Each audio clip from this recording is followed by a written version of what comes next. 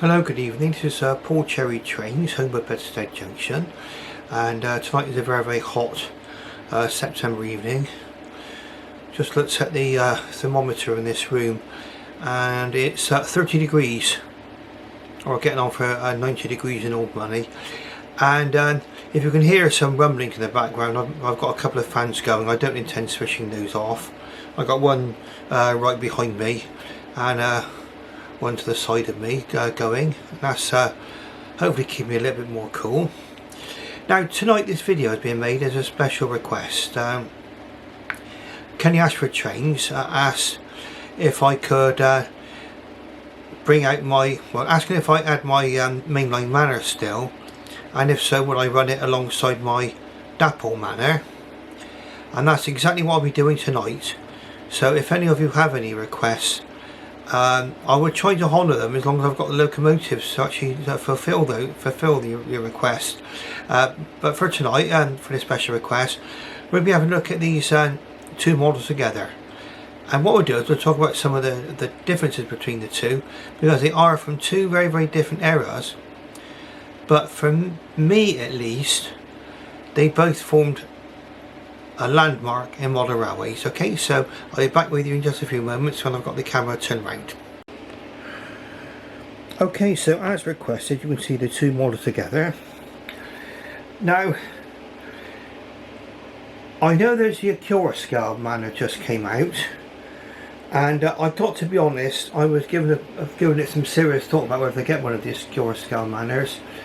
But at the moment, as all of us, we're a little bit conscious of our spending, perhaps, and this might be one where I might have to hang fire on whether or not a GWR scale are going to come out with any more models of the manor. I do not know, but at the moment I've decided to stick with my Dapol Manor and my Mainline Manor. Well, they do present two very different eras. Now, Lydham Manor, which is the one in the distance, in the BR green Lake Crest, lined green, that one had to be made 1984 or before. So we're probably talking about a model now that's about 40 years old. And at the time, obviously, there were different technologies in things like motors. And at the time as well, the split chassis, which is what this one is, a split chassis locomotive, fairly innovative. I mean, you managed to get a locomotive running without there being any wiring in the locomotive at all. Okay, all of the conductivity were taken through the chassis, and they don't use split chassis locomotives anymore. Some people say that's a complaint over the axles. I've only had one set of axles going. In fact, that was on this Manor class, and that was a result of a rather major derailment. But I was able to get replacement axles for the Mainline Manor class.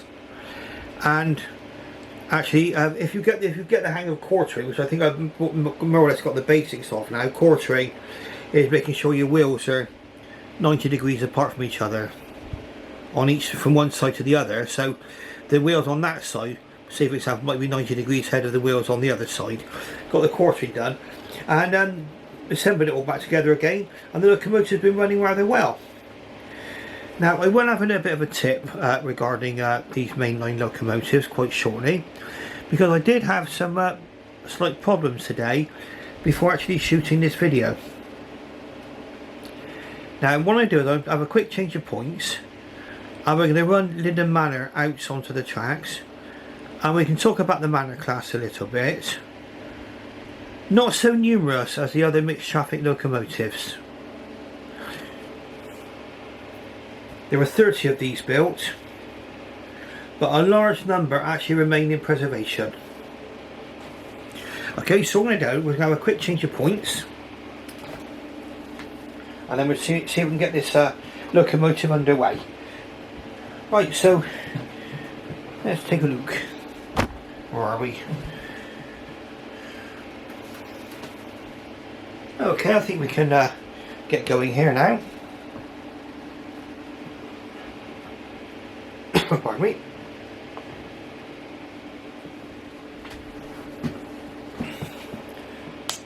Now I've got this locomotive in my opinion running quite well, considering it's a 40-year-old locomotive. You'll notice straight away that it's a little bit more noisier perhaps than some offerings, more modern offerings. And you'll see it going up towards the points now.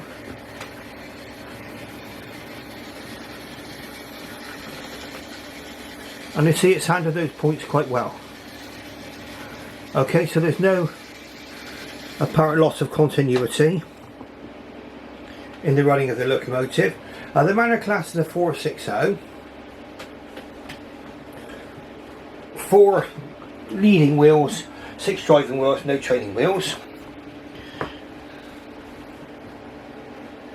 And in fact the only Pacific locomotive built by the Great Western Railway was a one-off called the Great Bear, but they were that was basically superseded by the Castles and the Kings. So it was a one-off built for the prestige of the Great Western Railway. Right, so let's get underway.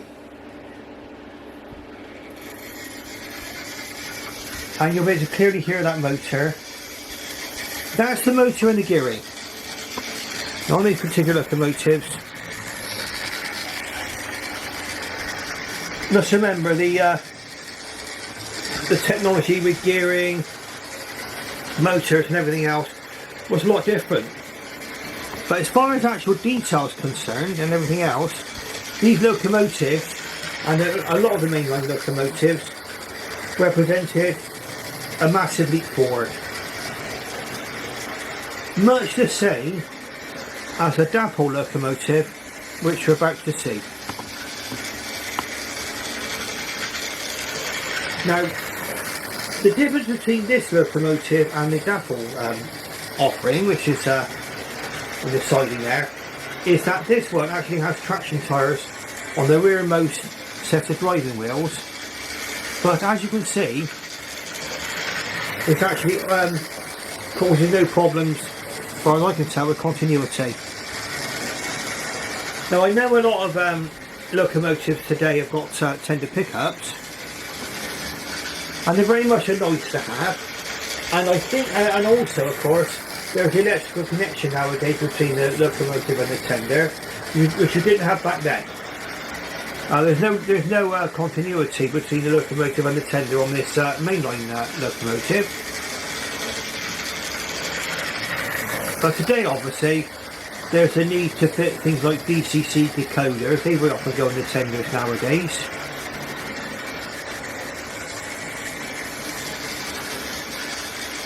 Obviously, when these locomotives were designed back in the 70s and 80s, there wasn't any such thing as DCC.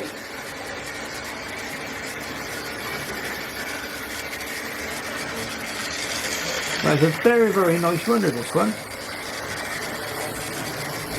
I bought this one during the lockdown.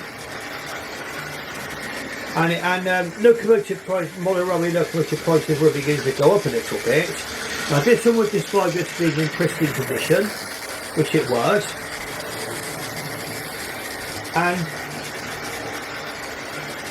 bearing in mind that I had quite a long break with modern railways, as a lot of us did, life got in the way of our hobbies. I only resumed my hobby mainly because of the pandemic, the COVID pandemic, and I was forced to isolate the father, and so I bought my modern railway stuff from the attic. And this is one of the locomotives though, which I bought during the pandemic. And to be honest with you, I thought I'd just have a bit of fun with these, so let them run around the track. And you know, it cost me 60 quid. If it blows up, well, it's a good 60 quid's worth. But really, apart from needing an axle, and I have done some cleaning of the inside the motor, and brushing the springs, that sort of thing. And that's the thing about these motors, you can still get brushing springs for a mainline motor. So spares do exist, in the form of spare axles, and in the form of motor spares. Now Lydham Manor is presently preserved on the Dartmouth Steam Railway. It was You've noticed the painting we've got on the steam railway.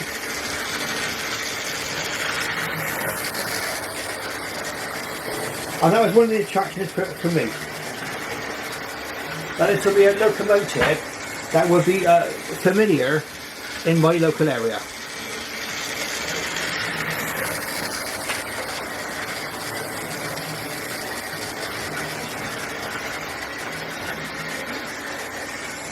The Manor Class 460 was designed by C.D. Collett in 1938 as part of a policy to replace existing 260 and 440 locomotives with a range of 460s capable of mixed traffic use.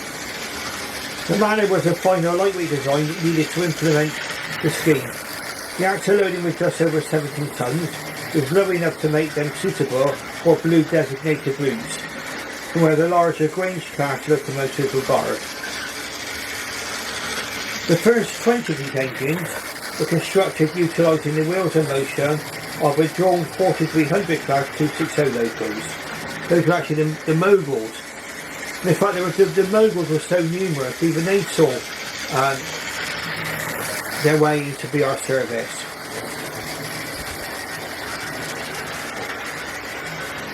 Here it makes a good point actually about the Second World War. Now the Second World War did interrupt the building of a lot of locomotives. And of course after the Second World War, the Great Western Railway ceased to exist, at least as a private company, and it became the Western Region of British Rail.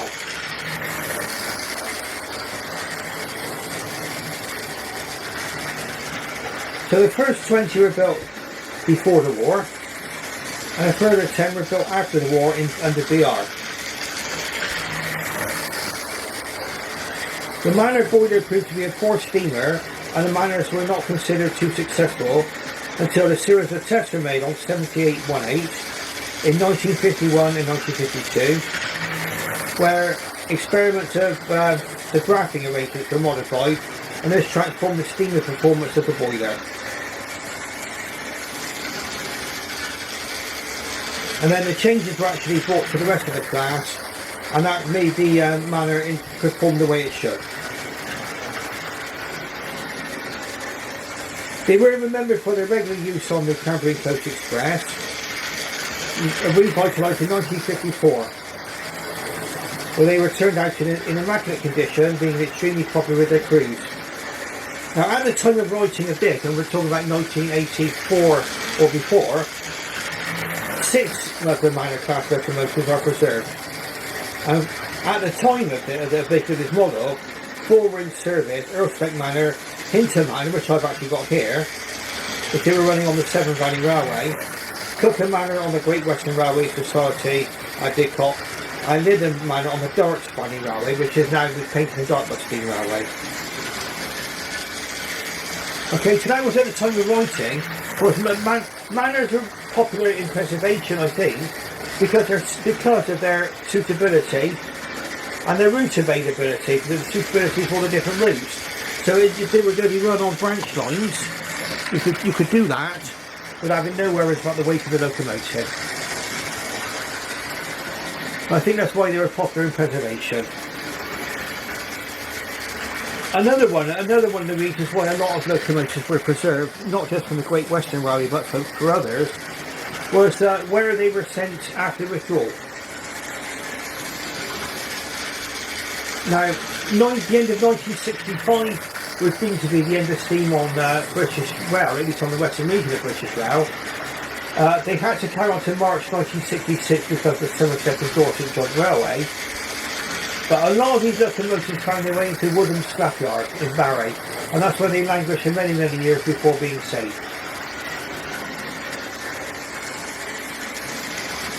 Okay, so that's our lovely Mainline Manor. Now, this one had a problem. Okay, a big problem, in that it was hitting the level crossing and just stopping. Okay, so now you can see we've got the level crossing there now. Now you can see it's going over perfectly well. And this is a tip for anyone who's got a locomotive like this or similar. Now there's a screw and a spring which are part of the mechanism holding the front bone together, and the screw had begun to come undone slightly. I think that's what it had done, is that the screw was a bit low down, and it was actually hitting on that level crossing, and I think on part of some of my points. Since I've done the screw right up, the performance of the locomotive has been transformed. Now we'll just give a testimony to this one's ability to grow the points. We're going to run this one into the station now. We'll put the two locomotives back together again, and we'll talk about the Dapol model, which is Hinton Manor. Right, so another quick change of points, so bear with me. It's all good life stuff, you know.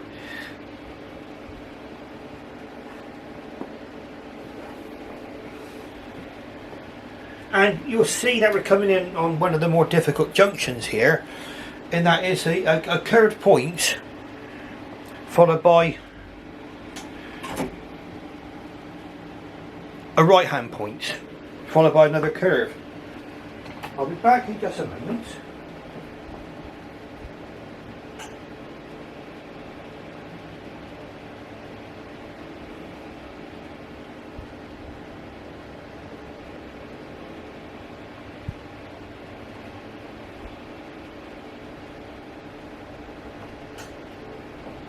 Sorry to keep you waiting. There's something else I wanted to show you. So I just had to retreat from the other room.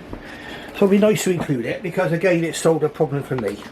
But let's get back on the junction. We can watch her go over the junction now.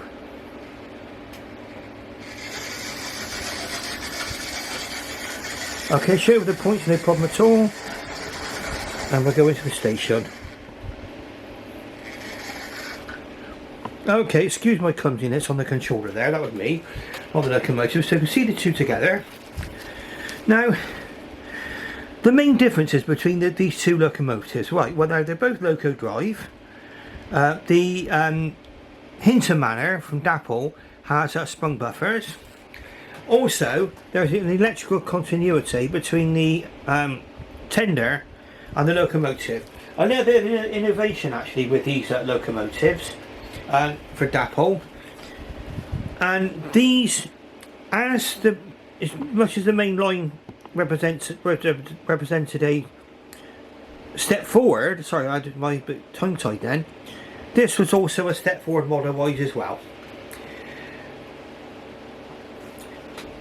It's got the they managed to fit a place for the DCC decoder inside the smoke box.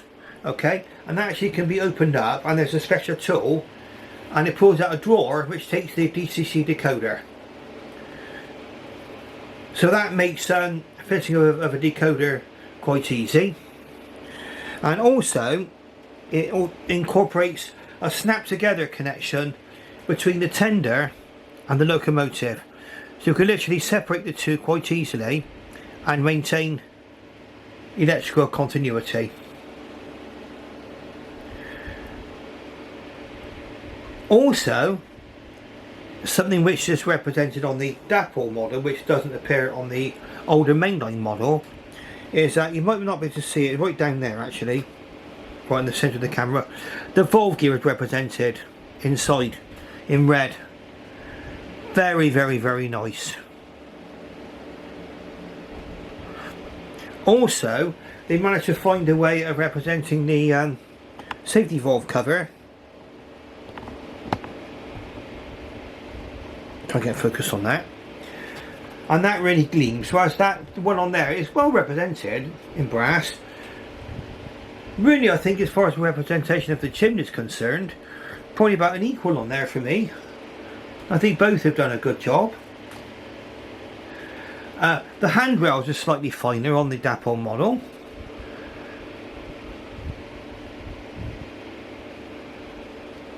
And I do believe the Dapol model has a glowing firebox. Now to excuse me because it's very, very hot up here, so sorry if I get a little bit tongue tied or I say anything wrong. Let's see, I'm struggling a little bit to be truthful, but I wanted to get this locomotive video out tonight. Okay, so what I'm going to do is we're going to have a look at some other differences. Now, the smoke box dart on this one is parts of the moulding, but it's actually picked out in silver. That's quite nice, and they picked out the hinges in silver as well for the smoke box. This one's got a separately fitted smoke box dart, which to a lot of people would be more realistic. This one's got narrow NEM couplings, that one's got the broader D couplings, and also this one has sprung buffers, I believe. Yes, it does. Both locomotives have got cab glazing. The cab glazing on the Dapol model is a bit more flush, but again, that's a representation of probably more modern production techniques. Okay, so I think what we'll do now is we'll run Hinton Manor from the station, and we'll see how this one runs round, and we'll have a little talk about Hinton Manor and perhaps a little bit more about the Manor class. Right, so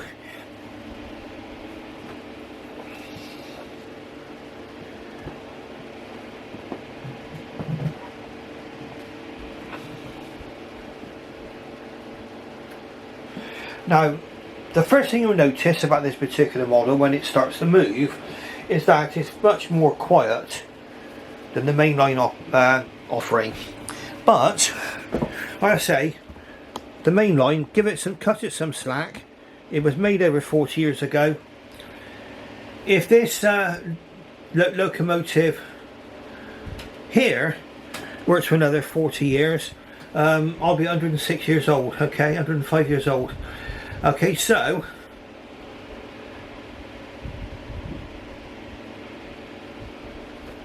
I don't know if I'll ever get to test that theory out, so we'll see. Well, now here we go.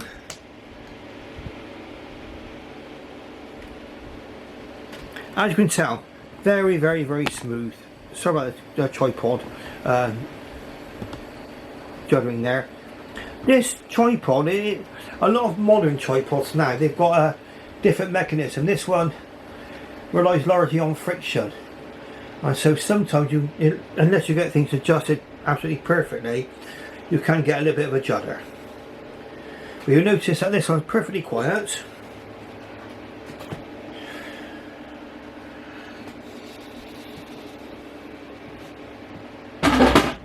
So I just knocked into something there with my foot. Here we go. Okay, so we'll get going.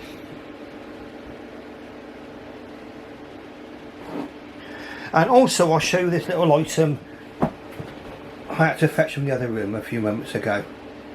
Right, so we'll put this onto that. And there we go, about 50. Now, these were compared on Sam's trains. So it's worth tuning into his channel if you want to see a comparison between this model and the Acura scale. There were differences in the running characteristics, which you'll see revealed in his video. So I'll leave you to watch his video and see what his conclusions are. Obviously, I cannot compare it to the Acura scale model myself because I don't yet have one. Now, even though I've actually had a huge financial hit with the car recently, none of your problems of course, it's mine, it meant I was thinking twice about spending a little bit too much money, and I've got quite a few big bills to come out soon anyway, but I got a feeling if one's available, I'll probably weaken and get one in the end, just to see what it's like, but we'll wait and see. Because at the moment, as far as I'm concerned, the Dapol model is perfectly fine. Quiet, it's got a lovely glowing firebox. I don't know if we can get to see that. We can pick that up on camera, but we'll see if we can. And like I say, it's full of innovations. They put a lot of thought into this particular model, in my opinion. There we go, you probably saw the firebox then, the glow.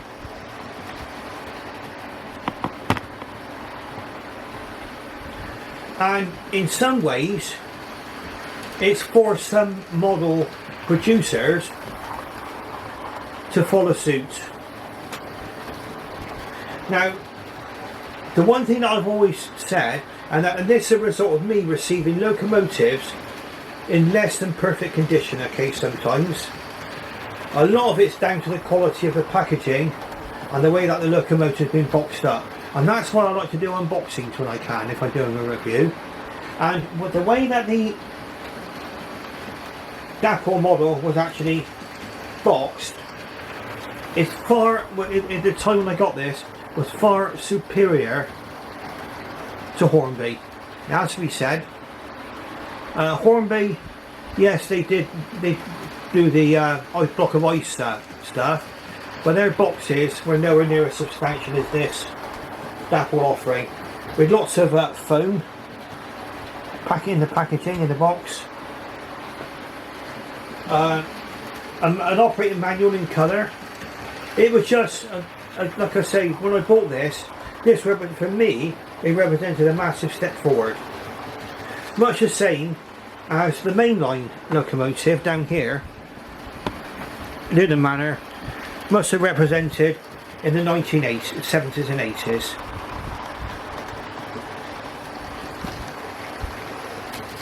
Massive leap forward. Now, I have been suffering from derailing problems coming off of my curve point. Okay, and I've solved the problem at last, I hope. Now, what I've actually tried is one of these. It's in the layout now, just before the curve. It's a very, very small straight, very, very short straight. Okay, you can get from Hornby.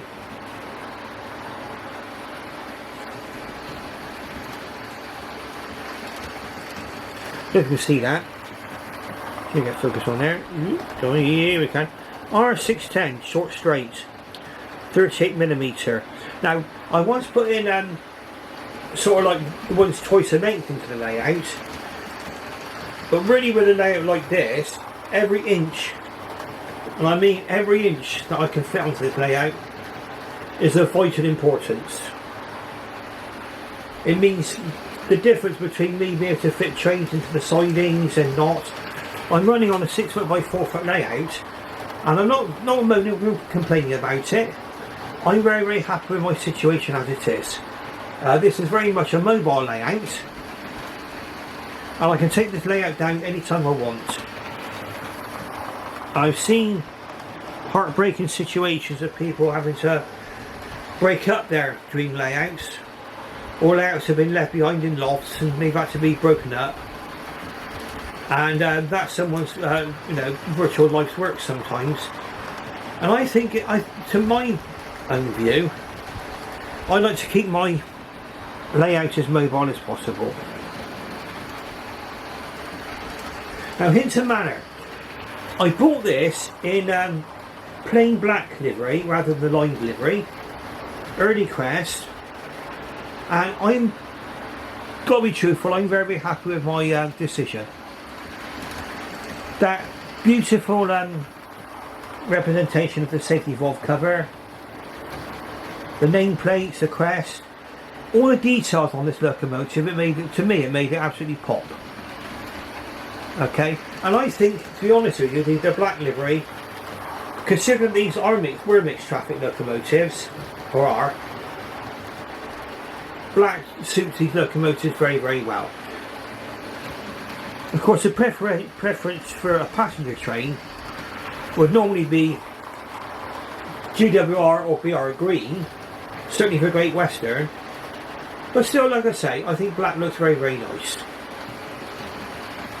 So we've seen examples of the Manor class locomotive, which is Lydham Manor 7827, and also Hinton Manor by Dapol. I'll just put my little bit of chat away before I forget. There we go, that's back in its bag.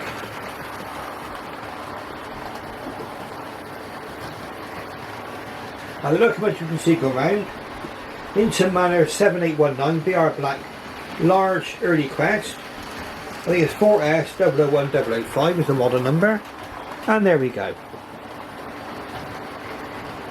And this box, which the locomotive came in, very substantial. Very, very substantial indeed.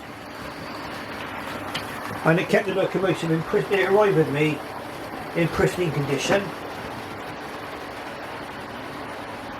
Now, if you like what you see, please press the like button and subscribe. And also ring that bell. There's a notification bell there which will ring, and that will make you aware of future videos.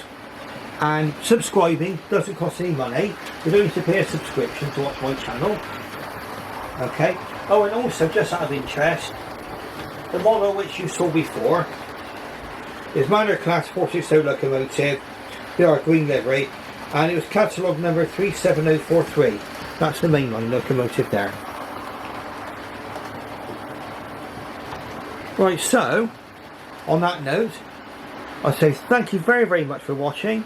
I should bid you farewell and good night.